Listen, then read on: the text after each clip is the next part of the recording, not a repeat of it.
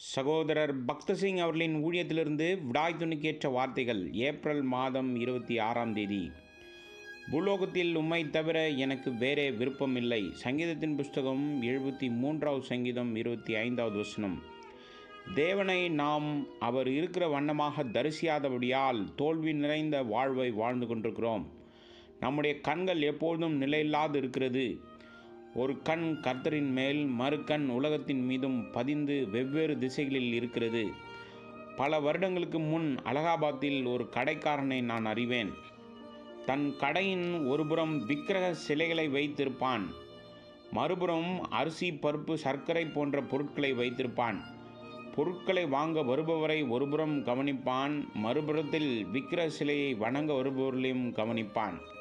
2 வேலையும் மிகவும் ஞானமாக செய்வான். எப்படி வாடிக்கையாளர்களை ஏமாற்றுவது என்று அவனுக்கு நன்றாக தெரியும். அதேபோல் எப்படி ஆராதனை செய்வது என்றும் தெரியும்.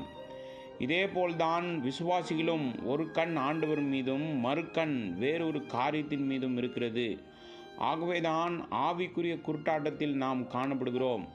அவரை மெய்யாய் பார்க்க விரும்பினால் நம்முடைய கண்கள் அவர் மீது மட்டுமே இருக்க வேண்டும். நம்முடைய கண்கள் மனிதர்கள் மீதும், நம்மிடம் கர்சனை இல்லாத மனிதர்கள் மீதும் காணப்படுகிறது. அதனால்தான் நம் வாழ்க்கை வெறுமையாக இருக்கிறது.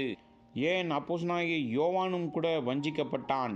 தேவன் யோவான் மீது அன்பு வைத்து பல காரியங்களை காண்பித்தார், கொடுத்தார். எல்லா புஸ்தகங்களை காட்டிலும் வெளிப்படுத்துதலில் பல ரகசியங்களை நீங்கள் அறியலாம்.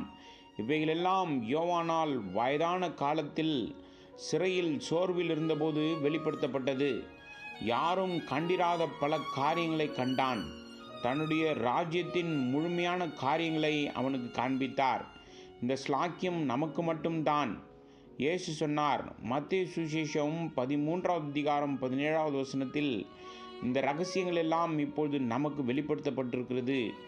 எழுதியிருக்கிறபடி தேவன் தம்மில் அன்பு கூறுவர்களுக்கு ஆயத்தம் பண்ணினதை கண் காணவும் இல்லை, காது கேட்கவும் இல்லை, அவைகள் மனுஷருடைய இருதயத்தில் தோன்றவும் இல்லை.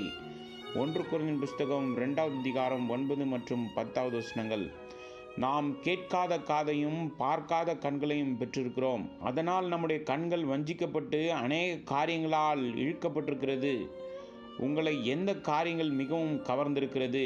சந்தைக்கு மனைவி பிள்ளைகளோடு செல்வீர்கள் என்றால் பல கடைக்கு செல்வீர்கள். இனிப்பு கடைக்கு அருகில், பொம்மை கடைக்கு அருகில் செல்லும்போது பிள்ளைகள் கூப்பிட்டு அப்பா எனக்கு வேண்டும் என்பார்கள். குழந்தைகளுக்கு அதில்தான் அதிக ஆர்வம்.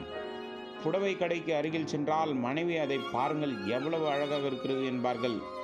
எவைகளை அதிகமாக விரும்புகிறோமோ அவைகளால் நாம் கவரப்பட்டிருக்கிறோம். இப்பொழுது சொல்ல முடியுமா?